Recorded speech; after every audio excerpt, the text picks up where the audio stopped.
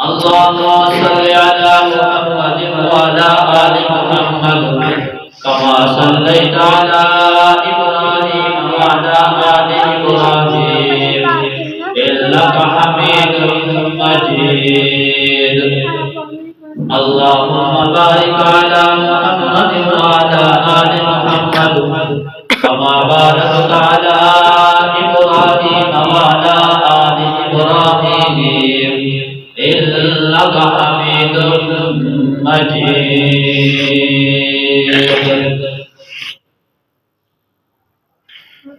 انتہائی واجب القدر واجب الاحترام دوستوں بزرگوں عزیز نوجوان ساتھیوں، میری پابندہ باعزت توکل اسلامی ہم اور بہنوں،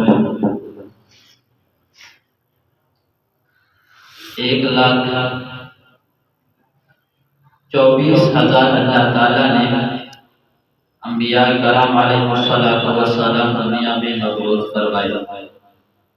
ہر نبی اپنی شریعت لے کر آیا، پیغام حق لے کر اپنی امت کے پاس، اپنی قوم کے پاس گیا ہے. سب سے آخر میں جناب محمد رسول اللہ صلی اللہ علیہ وسلم تشریف لائے اور آپ دین حق کی تقریباً 23 سال محنت کی ہے، لوگوں کو دعوت حق دی ہے. اسلام جو ہے یہ ایک سچا دین ہے، اس میں کسی قسم کا شک نہیں ہے، اور سب سے جو آسان دین ہے وہ بھی اسلام ہے. رب تعالیٰ نے خود قرآن کے اندر فرمایا لا اکراہ فی الدین، کہ دین اسلام وہ دین ہے جس کے اندر سختی نہیں ہے، اس کے اندر مشکل نہیں ہے. ہر بندے کو اس کی طاقت کے مطابق مکلف بنایا ہے کہ جتنی وہ طاقت رکھتا ہے اتنا ہی اس نے عمل کرنا ہے. رب تعالیٰ کسی بندے پر اس کی طاقت سے زیادہ اس پر بوجھ نہیں ڈالتے، جتنی وہ طاقت اور ہمت رکھتا ہے. مثال سمجھے، رب تعالیٰ نے نماز کا حکم دیا کہ نماز پڑھنی ہے، ان الصلاۃ کانت علی المؤمنین کتابا موقوتا، فرمایا نماز اپنے مقررہ وقت پر پڑھنی ہے. ایک بندہ ہے وہ نماز پڑھے ہو کہ نہیں پڑھ سکتا تو حکم ہے بیٹھ کے پڑھ لو، لیکن پڑھنی ہے.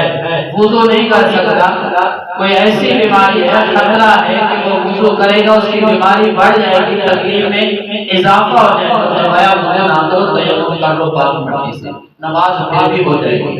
کھڑے ہو کے نہیں پڑھ سکتے بیٹھ کے پڑھ لو، نماز پھر بھی ہو جائے گی. بیٹھ کے نہیں پڑھ سکتے لیٹ کے پڑھ لو. اتنی سہولتیں بھی ہیں لیکن پڑھنی ہر صورت میں ہے، قبول رب تعالیٰ فرمائیں گے. اب روزہ رکھنا ہے، روزہ فرض ہے، صبح سے لے کر شام تک. اگر ایک بندہ مریض ہے اس کو ڈر ہے کہ اگر میں روزہ رکھوں گا جان جانے کا خطرہ ہے، بیماری بڑھ جانے کا خطرہ ہے، فرمایا کوئی بات نہیں، روزہ چھوڑ دو اور اپنے حصے کا ایک غریب کو، ایک مسکین کو، ایک یتیم کو 2 وقت کا کھانا کھلا دو. روزے کی معافی ہے. سفر میں جا رہے ہو، ظاہر بات ہے سفر میں تکلیف ہوگی، فرمایا روزہ نہ رکھو، چھوڑ دو، بعد میں قضا کر لینا. سفر میں رب تعالیٰ نے اس کے لیے نرمی فرما دی ہے. اب زکات دینی ہے لیکن ہر بندے نے نہیں دینی، جس کو رب نے مال عطا کیا ہے پھر رب تعالیٰ نے ایک حد مقرر فرما دی ہے کہ جب تمہارا مال اس حد تک پہنچ جائے پھر زکات دینی ہے، اگر اس سے کم ہے پھر زکات ادا نہیں کرنی ہے. ہر ایک معاملے میں رب تعالیٰ نے نرمی فرمائی ہے، کیونکہ قرآن کے اندر رب تعالیٰ نے فرمایا کہ دین اسلام کے اندر سختی نہیں ہے، انتہائی نرم دین ہے، نرمی والا دین ہے، اس کے اندر تو مشکل ہے ہی نہیں. لیکن ایک رب تعالیٰ نے اصول وضع کر دیا ہے کہ اسلام، دین اسلام نام ہے اصول پر چلنے کا. ایک اصول بتایا ہے. ہمارا زندگی کا ہر ایک طریقہ ہی بے اصولہ ہے. ہم چلتے اصول سے ہٹ کر ہیں، اس لیے ہمیں اسلام پہ عمل کرتے ہوئے دین اسلام جو ہمیں سخت لگتا ہے، مشکل لگتا ہے، کیونکہ ہمارا زندگی کا ایک ایک قدم ہوتا ہے خلاف اصول ہے. ہم ایک سادہ مثال لیتے ہیں. ہم سفر کر رہے ہوتے ہیں، کہیں اشارے پہ جا کے کھڑے ہوتے ہیں، ہمیں پتہ ہوتا ہے کہ اشارہ بند ہے، جب اشارہ کھلے گا تب ہم نے جانا ہے.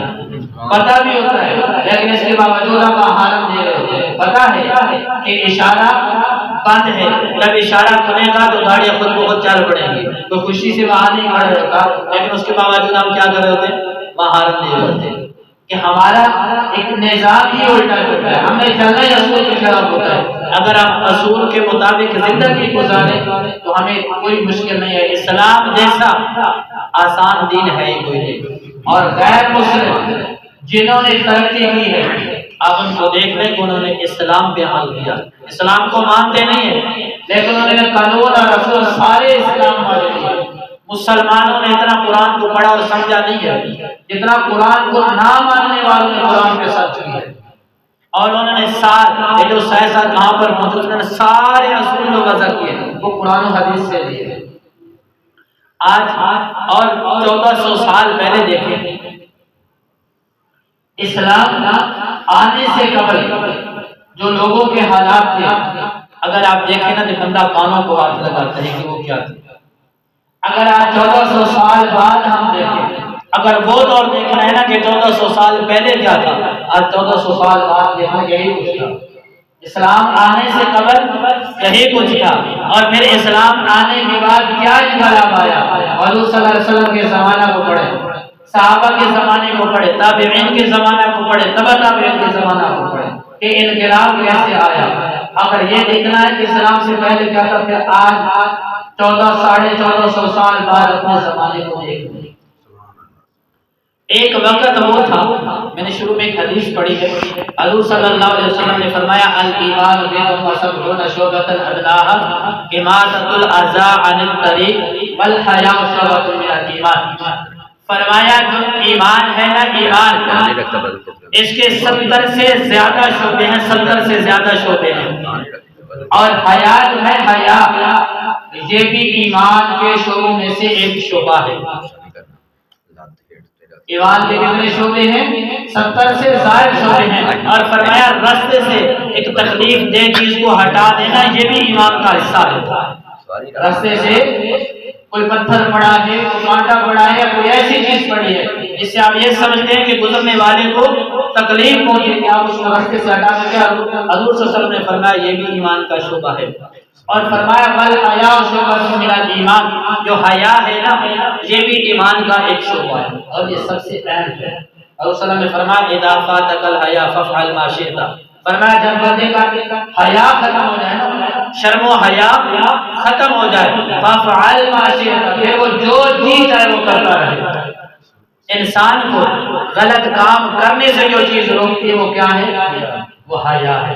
تو جب بندے کی شرم و حیا ختم ہو جائے، سادے لفظوں میں کہ بندہ بے شرم ہو جائے، پھر اسے نہ باپ کا پتہ ہوتا ہے، نہ ماں کا پتہ ہوتا ہے، نہ بہن کا پتہ ہے، نہ بیٹی کا پتہ ہے، نہ دین کا پتہ ہے، نہ اسلام کا پتہ ہے. سب سے حضور صلی اللہ علیہ وسلم نے، رب تعالیٰ نے قرآن کے اندر کیا فرمایا؟ ان الصلاۃ تنہی عن الفحشاء والمنکر. جو نماز ہے نا انسان کو بے حیائی اور فحاشی سے روکتی ہے. جب نماز ہی ختم ہو جائے پھر فحاشی عام ہو گئی، پھر شرم و حیا ختم ہو گئی، پھر ماں باپ بہن بیٹی کا جو ہے عزت و احترام ختم ہو گیا.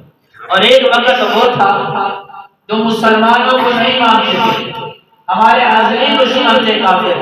وہ کہیں سفر پہ جا رہے ہوتے تھے نا تو ان کے گھر جو جوان بیٹیاں ہوتی تھی وہ مسلمانوں کے گھر چھوڑ کر جاتے تھے کہ میں سفر پہ جا رہا ہوں، یہ میری بیٹی آپ کے گھر امانت ہے، جب میں واپس آؤں گا اس کو اپنے پاس واپس بلا لوں گا.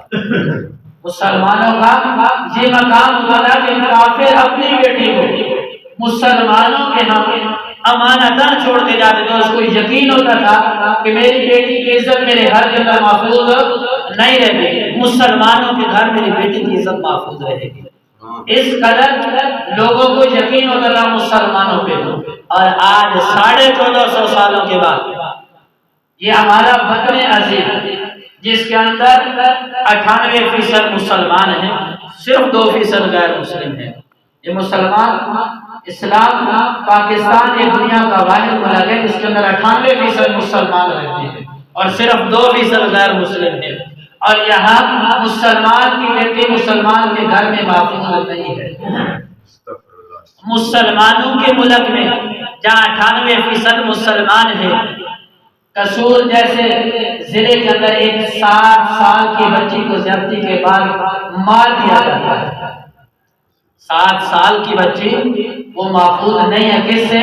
مسلمانوں سے محفوظ نہیں ہے۔ ایک مسلمان نوجوان سے 7 سال کی مسلمان کی بیٹی عزت محفوظ نہیں ہے۔ اور ایک وقت وہ تھا رسول اکرم صلی اللہ علیہ وسلم کا دربار لگا ہوا ہے، ایک عورت ہے، اس کا بیٹا گم ہو گیا، وہ بچے کی تلاش میں نکلی ہے، اس کے سر سے دوپٹہ اتر گیا۔ رسول اللہ صلی اللہ علیہ وسلم نے فرمایا کہ میرے صحابہ اس کے سر پہ دوپٹہ دو۔ یا رسول اللہ صلی اللہ علیہ وسلم، کافر کی بیٹی ہے۔ فرمایا بیٹی تو ہے نا، چاہے کافر کی کیوں نہیں ہے، اس کے سر پہ دوپٹہ دو۔ اسلام نے کتنی عزت بخشی ہے عورت کو، وہاں پر مرد بھی نہیں پہنچ سکتا جو رب تعالیٰ نے عورت کو عزت دی ہے، اسلام نے عورت کو عزت دی ہے، ہم وہ سوچ ہی نہیں سکتے، ہم تصور بھی نہیں کر سکتے۔ ایک وقت وہی تھا کہ ہماری ماؤں بہنوں بیٹوں کی منڈیاں لگتی تھی، ایک بھائی اپنی بہن کو بازار کے اندر فروخت کر کے آ جاتا تھا، ایک باپ اپنی جوان بیٹی کو بنا سوار کے بازار میں لے جاتا، جانوروں کی طرح بولیاں لگتی اور اس بات کی غیرت کرانی کہ وہ اپنی بیٹی کو فروخت کر کے آ جاتا، اپنی بیوی کو فروخت کر کے آ جاتا، اپنی بہن کو فروخت کر کے آ جاتا۔ اور ایک وقت وہ آ گیا جب اسلام آ گیا، اب رسول اللہ صلی اللہ علیہ وسلم نے فرمایا جو عورت کی طرف پہلی آنکھ سے دیکھے گا اس آنکھ کو نکال دیا جائے گا۔ اب یہ عورت عام عورت نہیں ہے بلکہ یہ ماں بنے گی، جب ماں بنے گی تو رب تعالیٰ نے اس کے قدموں کے نیچے جنت کو سجا دیا، اور فرمایا جس کو رب تعالیٰ نے 2 یا 3 بیٹیاں عطا فرمائی ہیں اور اس نے بڑے مہذب طریقے سے ان کی پرورش کیا اور اسلامی طریقے سے جائز طریقے سے ان کی شادی کیا، فرمایا کل قیامت پر میرے ساتھ یوں ہوگا، انگلیوں کا اشارہ کر کے بتایا کہ یوں میرے ساتھ کل قیامت والے دن ہوگا۔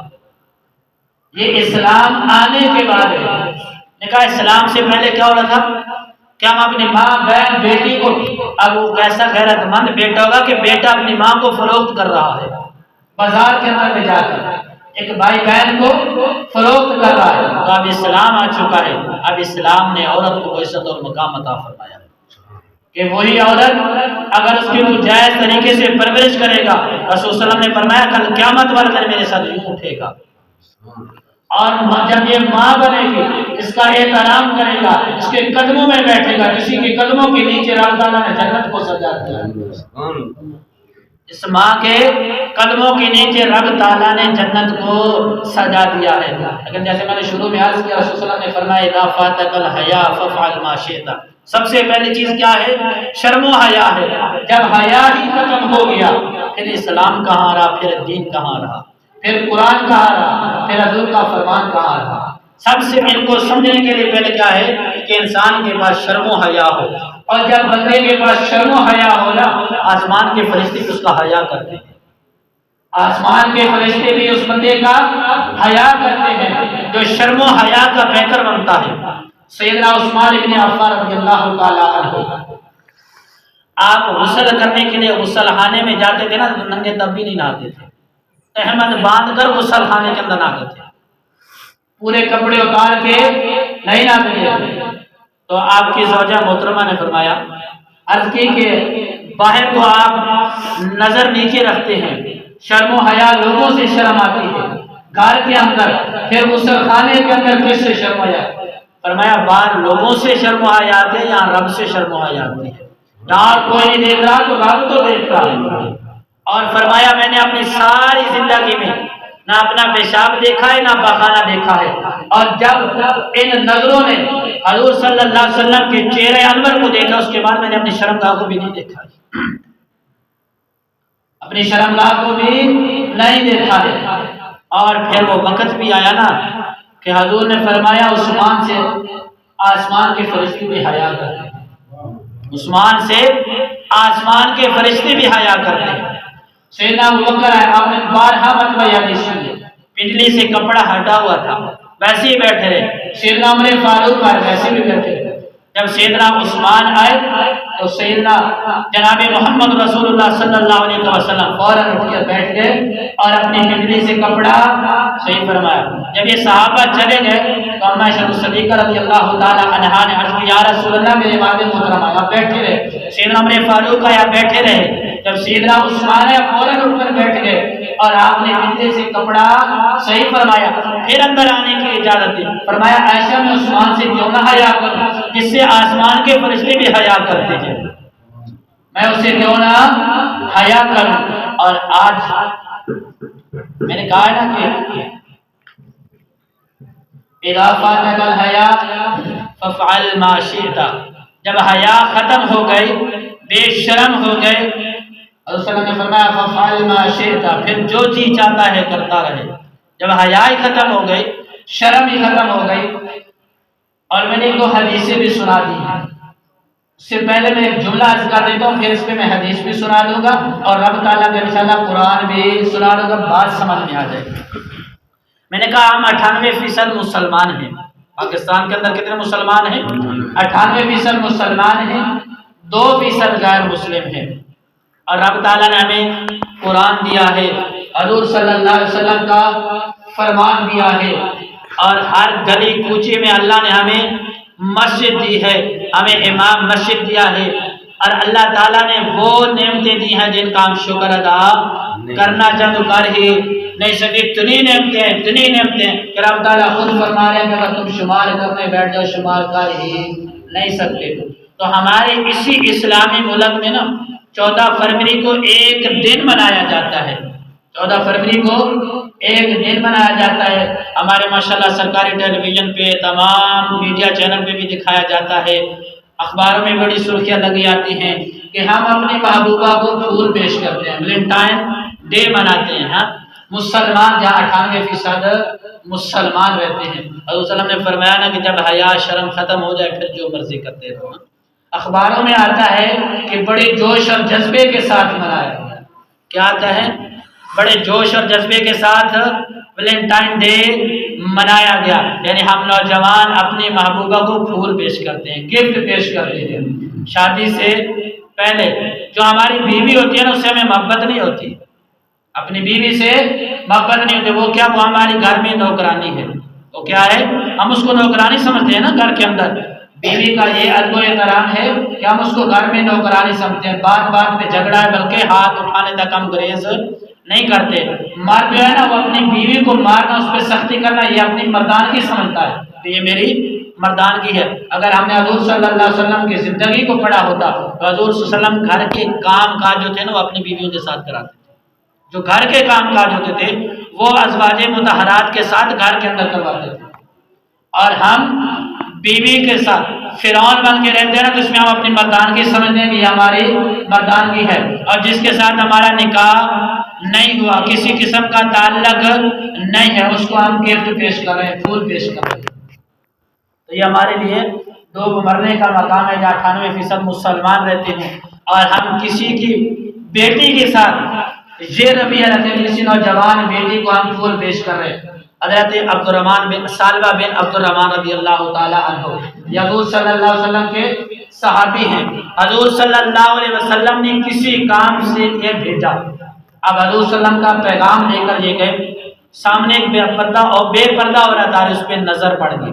اب حضور صلی اللہ علیہ وسلم کا فرمان ہے کہ جب اچانک ایک نظر پڑ جائے تو معاف ہے، اچانک پڑ جائے تو یہ اس میں معافی ہے، اور دوبارہ جو ہے اس کو دیکھنے کی اجازت نہیں ہے۔ اب وہ بے پردہ عورت تھی، اب انسان ہے، انسان بھٹک جاتا ہے، بے پردہ عورت تھی، ایک نظر تو پڑی وہ تو معاف تھی، انہوں نے دوبارہ بھی دیکھ لیا، جب دوبارہ دیکھا تو نفس نے ملامت کیا کہ تو نے حضور کے فرمان کی نافرمانی کر دی ہے، حضور کے فرمان کی نافرمانی کر دی۔ اب یہ شرمندہ ہوئے کہ جو نظر غلط طریقے سے غیر محرم پہ اٹھ گئی ہے، اب اس نظر سے میں حضور کا چہرہ کیسے دیکھوں گا؟ اس نظر سے میں حضور صلی اللہ علیہ وسلم کے چہرے انور کو کس طرح دیکھوں گا؟ اب تو یہ غلاظت والی نظر ہو چکی ہے، یہ غلط طریقے سے اٹھ چکی ہے، غلط کام کی طرف اٹھ چکی ہے۔ آپ نے واپس آنے کی بجائے جنگل کی طرف رخ کر لیا، 40 دن روتے رہے، چیختے رہے، چلاتے رہے، یا اللہ میں گناہ کر بیٹھا ہوں، یا اللہ تیرے محبوب کے فرمان کی نافرمانی کر بیٹھا ہوں، اور دل کے اندر یہ خیال تھا کہیں میرے بارے میں وحی نہ آ جائے وسلم کی طرف کہ آپ کے فلاں صحابی نے یہ نافرمانی کر دی ہے۔ 40 دن کے اندر روتے رہے، چیختے رہے، چلاتے رہے، اللہ معاف کر دے، تیرے محبوب کے فرمان کی نافرمانی کر بیٹھا ہوں۔ اب رب تعالیٰ کو بھی رحم آ گیا، حضرت جبرائیل امین کو بھیجا، فرمایا جاؤ جا کر عرض کرنا کہ آپ کا جو فلاں صحابی ہے نا بڑا پریشان ہے، بڑا پریشان، آپ کی محبت میں تڑپ رہا ہے، آپ اس کو واپس بلا لیں۔ اب ایک روایت کے مطابق سیدنا علی مرتضیٰ رضی اللہ تعالیٰ عنہ، اور ایک روایت کے مطابق سیدنا عمر فاروق رضی اللہ تعالیٰ عنہ، اور ایک روایت کے مطابق حضرت سلیمان فارسی رضی اللہ تعالیٰ عنہ، بہرحال یہ تینوں میں سے ایک کو بھیجا کہ جاؤ حضرت ثعلبہ کو بلا لو۔ اب یہ صحابی پہنچے سیدنا علی المرتضیٰ حضرت ثعلبہ کے پاس، جنگل میں پہنچے نا تو یہ اور طرف کے لگتا ہے میرے بارے میں کوئی حکم آ گیا ہے۔ فرمایا علی خیریت تو ہے؟ فرمایا رسول اللہ صلی اللہ علیہ وسلم آپ کو بلا رہے ہیں۔ کہا خیریت ہے؟ کہا پتہ نہیں، اور وسلم نے پیغام بھیجا ہے کہ بلا کرنا ہے۔ تو یہ حضرت علی کے قدموں میں بیٹھ کے خدا کے لیے میری سفارش کر دینا، خدا کے لیے میری سفارش کر دینا، چلوں گا ضرور، لیکن اس وقت چلوں گا جب آپ صلی اللہ علیہ وسلم نماز پڑھا رہے، میں آپ کے سامنا نہیں کر سکتا۔ اب مدینہ میں تشریف لائے، نماز ہو رہی ہے، نماز کے جماعت کے ساتھ شامل ہو گئے۔ اب حضور صلی اللہ علیہ وسلم نماز پڑھا رہے ہیں، پیچھے اتنا روئے کہ بے ہوش ہو گئے، اتنا روئے کہ بے ہوش ہو گئے۔ جب حضور صلی اللہ علیہ وسلم نے سلام کیا، فرمایا ثعلبہ یا رسول اللہ بے ہوش ہوا پڑا ہے۔ صحابہ نے اٹھایا، اندر لے گئے۔ حضور صلی اللہ علیہ وسلم نماز سے فارغ لے گئے اور حضرت ثعلبہ کا سر اپنی جھولی میں رکھا۔ حضرت ثعلبہ کا سر، وہ کیسے خوش نصیب ہوگا، ہاں؟ حضور صلی اللہ علیہ وسلم نے اس کا سر اٹھایا اور اپنی جھولی میں رکھا۔ جب آنکھ کھلی نا تو فوراً سر حضور صلی اللہ علیہ وسلم کی جھولی سے اٹھایا، یا رسول اللہ میں بڑی نافرمانی کر بیٹھا ہوں، اب یہ سر اس قابل نہیں ہے کہ آپ کی جھولی میں رہے۔ فرمایا ثعلبہ پریشان نہ ہو، اللہ نے تیرے لیے رضاعت کا اعلان کر دیا ہے، اللہ نے تیرے لیے رضاعت کا اعلان کر دیا ہے۔ فرمایا یا رسول اللہ نے تو رضاعت کا اعلان کر دیا ہے، آپ نے کیا کیا ہے؟ فرمایا جب اللہ نے راضی ہونے کا اعلان کر دیا ہے تو میں محمد نے بھی تیرے لیے رضاعت کا اعلان کر دیا ہے۔ فرمایا یا رسول اللہ جب اللہ نے بھی معاف کر دیا، آپ نے بھی معاف کر دیا، دو رضاعت کی چادریں مل گئی ہیں، اب میرا جی چاہتا ہے جس وقت اللہ اور اللہ کا رسول دونوں راضی ہیں اسی وقت میں اللہ مجھے اپنے پاس بلا لے۔ اور حضور صلی اللہ علیہ وسلم کی جھولی ہی میں روح پرواز کر کے اللہ کے پاس پہنچ گئے۔ جب اللہ کے پاس پہنچے اب جنازہ اٹھا لے، رسول اللہ صلی اللہ علیہ وسلم قدم سنبھال کر رکھ لے۔ یا رسول اللہ کیا معلوم؟ فرمایا فرشتے اتنے ہیں کہ پاؤں رکھنے کی جگہ ہی نہیں ہے، پاؤں رکھنے کی جگہ ہی نہیں ہے۔ جنازہ پڑا، دفنایا، دفنانے کے بعد حضور صلی اللہ علیہ وسلم نے دعا فرمائی، یا اللہ جس طرح میرے ثعلبہ کے لیے تو نے رضاعت کا اعلان کیا ہے نا، اسی طرح میری ساری امت کے لیے راضی ہونے کا اعلان کیا۔ ایک نظر اٹھی ہے خدا، ایک نظر اٹھی ہے، اور اس نظر پر اتنا شرمندہ ہوئے کہ 40 دن ایک جنگل کے اندر چیخ اور چلا رہے ہیں، لیکن سچے دل سے توبہ کی ہے، توبہ سچے دل سے کی ہے۔ پھر اللہ نے وہ مقام عطا کیا ہے کہ روح اس حالت میں پرواز کی ہے کہ حضور صلی اللہ علیہ وسلم کی گود کے اندر سر تھا۔ تو یہ قسمت والوں کو ملتا ہے۔ ایک نظر اٹھی ہے، ہماری تو اٹھتی ہی غلط ہے نا، ان کی ایک غلط اٹھی ہے، ان کی ایک غلط اٹھی ہے نا، اور ہماری اٹھتی ہی غلط ہے۔ اللہ معاف فرمائے، اللہ تعالیٰ ہمیں معاف فرمائے۔ ہم نوجوان ہیں ماشاءاللہ، تو نوجوانی میں ہمیں نا پتہ نہیں ہوتا، ہم اس میں بڑا فخر کرتے ہیں۔ بعض تو نوجوان ایسے ہوتے ہیں، کہنا نہیں چاہیے، کہ وہ فون کی آواز بھی اوپن کر کے سن رہے ہوتے ہیں، اس میں وہ فخر کر رہے ہوتے ہیں کہ میں پتہ نہیں کتنا بڑا کوئی میں مکہ فتح کر رہا ہوں۔ اسے وہ فخر، اور پھر چوک اور چوراہوں میں کھڑے ہو کر پھر ایک دوسرے کو بتا بھی رہے ہوتے ہیں نا، یہ سنا ہے، دیکھا ہے آنکھوں سے، ہوتا ہے نا ایسے میں۔ ہم کون سا کام چھپ کے کر رہے ہیں بھائی؟ اب تو سب کچھ سریعام ہو رہا ہے نا، ہم اور اس پہ فخر بھی محسوس کرتے ہیں۔ اللہ کے ایک بڑے کامل ولی گزرے حضرت فقیہ ابو اللیث رحمۃ اللہ تعالی علیہ، انہوں نے ایک واقعہ لکھا ہے۔ ایک بزرگ تھے حضرت ابو ذرع رحمۃ اللہ تعالی علیہ، وہ فرماتے ہیں 70 سال، یہ بلوغت کے جو 70 سال ہیں، یعنی بالغ ہونے کے بعد 70 سال یہ نظر کسی غیر محرم عورت کی طرف نہیں اٹھی ہے۔ 70 سال زندگی کا ایک حصہ ہوتا ہے، بلکہ آج کل تو عمر ہی 70 سال 80 سال، بس اس سے اوپر کوئی شاد و نادر ہی بندہ جاتا ہے۔ 70 سال یہ بلوغت کے سال ہیں، کسی غیر محرم کی طرف یہ نظر نہیں اٹھی ہے۔ فرمایا 70 سال کی عمر میں اللہ نے امتحان لیا ہے۔ یہ ٹوپیاں بیچ کر نہ گزارا کرتے تھے، ٹوپیاں بیچ کر گزارا کرتے تھے۔ فرمایا 70 سال کی عمر میں اللہ نے امتحان لیا کہ ایک عورت بڑی بن سور کے مجھے اپنے گھر کے اندر لے گئی، اور جب میں اندر گیا اس نے کہا میرے ساتھ منہ کالا کریں، کہا یا اللہ میں نے 70 سال یہ میری نظر غلط نہیں اٹھی ہے، میں نے دنیا کی ہر ایک تکلیف برداشت کی ہے، اگر 70 سال کی عمر میں آئے میں یہ کام کر بیٹھوں 70 سال ضائع ہو جائیں گے۔ انہوں نے کہا جان جاتی ہے نا چلی جائے، لیکن یہ کام ابو ذرا نے نہیں کرنا۔ کہتے ہیں کہ میں نے ٹوپیاں رکھی، چوتھی منزل سے چھال لگا دی، چھلانگ لگائی، میں نے کہا جان جاتی ہے چلی جائے، لیکن آج میں نے حضور کے فرمان کی نافرمانی نہیں کرنی ہے، اور رب کے قرآن کی نافرمانی نہیں کرنی ہے۔ رب تعالیٰ فرماتا ہے وَلَا تَقْرَبُوا الزِّنَا، زنا کے قریب ہی نہیں جانا ہے۔ فرمایا آج جان جاتی ہے چلی جائے، اللہ اور اللہ کے رسول کے فرمان کی نافرمانی میں نے نہیں کرنے۔ جب چھلانگ لگائی نا تو جبرائیل امین آگے پروں پہ سوار کیا اور نیچے زمین پر پہنچا دیا، اور جبرائیل نے فرمایا میں آتا تھا انبیاء کے پاس اللہ کا پیغام لے کر آتا تھا، لیکن آج میں تیری زیارت کرنے کے لیے آیا ہوں۔ اور پھر اللہ نے پتہ مقام کیا عطا فرمایا، اب ٹوپیاں ادھر چھوڑی، گھر میں آ گئے، بیوی نے کہا کیا لے کر آئے؟ اگر آج جیسا کوئی ہوتا نا، ہمارا جیسا کوئی مولوی یا ٹکریر کوئی پیر ہوتا تو وہ مجمع میں بتاتا کہ یہ ظاہر بات ہے بہت بڑی کرامت ہے، بندے نے چھلانگ لگائی، جبرائیل اپنے پروں پہ سوار کر کے اس پہ زمین پر ایسے بڑی کو کرامت ہو سکتی ہے؟ تو وہ بڑے فخر سے بتاتا کہ میرے جیسا تو مولوی دنیا میں ہے ہی کوئی نہیں، میرے جیسا تو پیر دنیا میں ہے ہی کوئی نہیں، جس کو جبرائیل امین اپنے پروں پہ سوار کرے، اس سے بڑا مولوی اور پیر کون ہو سکتا ہے، اس سے بڑا ولی کون ہو سکتا ہے؟ لیکن اس کو بھی چھپا کے رکھنا ہے، کہیں یہ ظاہر نہ ہو جائے۔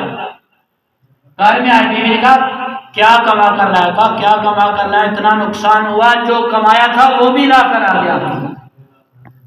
اور بیوی کو کہنے لگے تندور کے اندر آگ جلا لو، کہیں ایسے نہ ہو کہ ہمسائے کہیں گے ان کے گھر میں کھانے کے لیے کچھ نہیں ہے۔ تندور میں آگ جلائی، وہ وقت امن کا زمانہ تھا، اس وقت نا ہم آگ بھی ہمسایوں سے لیتے تھے، رات کو آگ رکھ دیتے تھے، وہ کیا کہتے ہیں اس کے دبا کر، اور صبح وہی آگ استعمال ہوتی تھی، ماچس تو ہوتی نہیں، کہ اگر ایک گھر کے اندر آگ ختم ہو جاتی تو وہ ہمسائے سے آگ بھی مانگ لیتے تھے۔ اب ہمسائے کے گھر سے عورت آ گئی آگ لینے کے لیے، اس نے کہا لے لو۔ وہ تندور میں آگ لینے کے لیے گئے نا ہمسائے کی عورت، تو وہ آ کر کہنے لگی تو میاں کے پاس بیٹھی ہے، تندور میں تیری روٹیاں جل رہی ہیں۔ وہ حیران ہے کہ میں نے تو روٹیاں لگائی ہی نہیں ہے، صرف ہمسایوں کو بتانے کے لیے کہ ہمارے گھر میں کھانے کے لیے کچھ ہے اس لیے آگ جلائی ہے۔ اور حضرت ابو ذرا فرماتے ہیں کہ میں نے 11 سال تندور کے اندر آگ تو جلائی ہے، ایک دن بھی روٹیاں نہیں لگائیں، رب تعالیٰ روٹیاں بھیجتا رہا میرے لیے۔ 11 سال کا عرصہ ایک دن بھی روٹی تندور کے اندر نہیں لگائی۔ ہمارا کام ہوتا تھا روٹیاں تندور میں آگ جلا دینا، اور روٹیاں کہاں سے آتی تھی، آٹا کہاں سے آتا تھا، کون لگاتا تھا، کون پکاتا تھا، ہمیں نہیں پتا۔ 11 سال روٹیاں کھائی ہیں اور ایک دن نہیں لگائی ہیں۔ میرے بھائی اس نظر کی حفاظت ذرا کر کے تو دیکھ، پھر دیکھنا رب تعالیٰ تیرے حالات کو بدلتا کیسے ہے۔ میں نے کہا نا جب تو شرم و حیا کا پیکر بن جائے گا تو آسمان کے فرشتے بھی تو اسے شرم و حیا کریں گے، شرم و حیا کریں گے۔ جو کر بیٹھا ہے اس پہ معافی مانگ لے، معافی کا دروازہ تو کھلا ہے۔ ترمذی شریف ایک نا حدیث کی کتاب ہے، اس کے اندر ایک واقعہ حضور صلی اللہ علیہ وسلم نے فرمایا کہ بنی اسرائیل کا ایک آدمی تھا، اتنا بڑا زانی تھا کہ روزانہ ایک نئی لڑکی لاتا اس کے ساتھ زنا کرتا تھا، اللہ تعالیٰ معاف فرمائے۔ روزانہ کسی کی مجبوری سے بھی ناجائز فائدہ اٹھانا یہ سب سے بڑا گناہ ہے۔ ایک عورت ہے بیچاری، اس کا شوہر فوت ہو چکا ہے، بچے چھوٹے ہیں، تنگ دست ہے، وہ قسمت کی بیچاری ماری، وہ اسی طفل کے پاس آ گئی جو بنی اسرائیل کا زانی تھا، اسے کچھ مانگا، اس نے کہا شرط پہ ملے گا کہ تم میرے ساتھ منہ کالا کرے۔ وہ مرتی کیا کرتی، بیچاری مجبور تھی، تھم دی، وہ راضی ہو گئی۔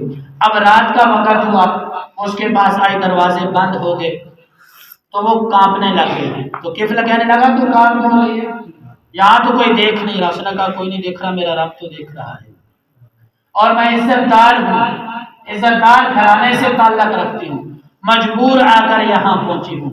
تو اب اس کا نا دل ڈرا، یہ سجدے میں گرا، کہا یہ 60 دینار ہے تو لے جا، تو آزاد ہے، غلط کام بھی نہیں کیا، سر سجدے میں رکھا اور رب کیا سر مسل، یا اللہ میں نے پتہ نہیں کتنی عورتوں کو رلایا ہوگا، کتنی مجبور عورتوں کو میں نے رلایا ہوگا، اب یا اللہ اس دنیا میں نہیں رہنا چاہتا، ایسے نہ میں دنیا میں رہوں اور کسی اور کو میری وجہ سے تکلیف پہنچے۔ سارے سجدے میں رکھا اور رب کے پاس پہنچ گیا، اب سچی توبہ کر کے جا رہا ہے، تو رب نے صبح اس کے دروازے پہ لکھ دیا کہ اللہ تعالیٰ نے قفل کو معاف کر دیا۔ کیوں کہ ساری زندگی تو اس کی پرفیریاں کرتے گزری ہے، ایسے نہ ہو کہ صبح اس کو اٹھانے والا بھی کوئی نہ ہوتا۔ اتنا بڑا زانی تھا، اتنا بڑا شرابی تھا، ہر وقت گناہ کرتا رہتا تھا، لیکن ایک مرتبہ رب تعالیٰ سے سچی توبہ کی ہے تو رب تعالیٰ نے اس کے دروازے پہ لکھ دیا کہ میں نے اس کو معاف کر دیا۔ تو جو ہو گئے ہیں گناہ، اگر آج بھی ہم رب تعالیٰ سے سچے دل سے مانگ لیں تو رب تعالیٰ نے اعلان کر رکھا ہے کہ اے میرے بندے، تیرے مانگنے میں دیر ہے، میرے عطا کرنے میں کوئی دیر نہیں ہے۔ آج ہی حضور صلی اللہ علیہ وسلم کے سچے دین کو سچے دل سے قبول کر لیں۔ آج جو ہمارے حالات کی وجہ سے ہم مجبور ہیں نا، ہم کس قدر مجبور ہو چکے ہیں، صرف اسی وجہ سے کہ ہم نے اللہ اور اللہ کے رسول کو چھوڑ دیا ہے۔ ہم دنیا کے پیچھے بھاگ رہے، دنیا آگے بھاگ رہی ہے، ہم دنیا کے پیچھے بھاگتے دنیا آگے نکل جائے گی، ہم قبر کے اندر چلے جائیں گے۔ اگر ہم دنیا کو چھوڑ دیں تو یہ دنیا ہمارے قدموں میں آ جائے، دنیا ہمارے قدموں میں آ جائے۔ جس رب نے دنیا کو بنایا ہے وہ رب تعالیٰ خود فرما رہا ہے کہ یہ دنیا دھوکا ہے۔ یہ مائک بنانے والا اگر کہ 2 نمبر ہم خریدیں گے، یہ مائک جس نے بنایا ہے اگر یہ اس کے اوپر سٹیکر لگا دے کہ یہ 2 نمبر ہے، ہم اس کو خریدیں گے؟ جس نے بنایا وہ کہہ رہا ہے یہ 2 نمبر ہے، ہم کبھی نہیں خریدیں گے۔ وہ کتنی تعریفیں کرتا ہے، 2 نمبر ہو تو وہ بھی 1 نمبر ثابت کرتا ہے۔ تو رب تعالیٰ نے جس نے دنیا کو بنایا وہ رب تعالیٰ خود فرما رہا ہے کہ یہ دنیا دھوکا ہے، ہم پھر دھوکے کے پیچھے چل رہے ہیں، تو پھر ہماری حماقت ہے۔ تو دعا ہے جو کچھ پڑھا ہے سنا ہے اللہ تعالیٰ عمل کی توفیق عطا فرمائے۔ آخر میں ایک گزارش ہے، پچھلے جمعے میں نے اعلان کیا تھا کہ ہم نے مسجد کے سب